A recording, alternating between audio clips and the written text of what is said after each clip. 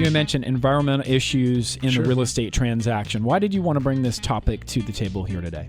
Well, it's pretty important. You know, when we were talking about rental properties and people who are buying normal houses, there are a few environmental issues to be aware of, or potential environmental issues when purchasing a home.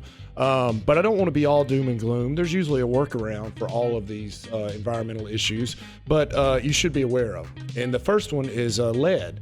And primarily, we're usually talking about lead-based paint, and I know these guys will chime in here shortly.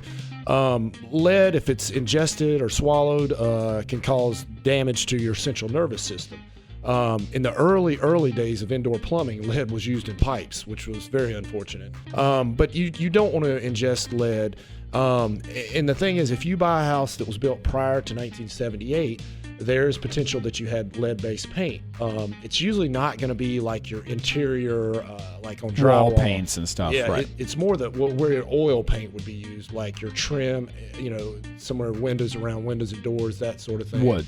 Yeah, and it's a problem if it's chipping because, you know, if you have small children, especially if you're renting, something like that, you've got to get rid of all that chipping paint and seal it off, and you can't just hire anyone to do this. They have to be certified. As of 2010, professionals that do painting, if they paint anything built to 1978, they have to have a lead hazard management program certificate.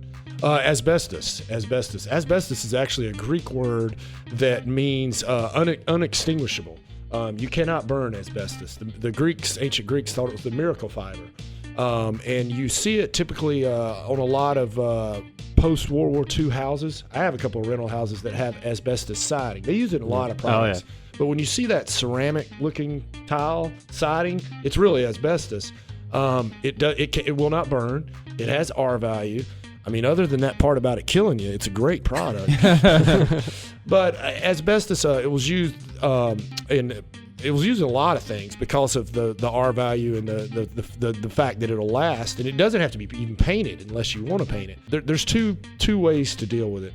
One's expensive and one's not as expensive. If you can encapsulate it, basically you seal it off to where it cannot become friable. That's a lot more economically and pragmatic. But if it's in a situation where it can't be sealed off or is a danger to children, something like that, they're going to have to do removal, which is very costly because everything has to be sealed, space suits. I mean, it's very expensive to remove asbestos.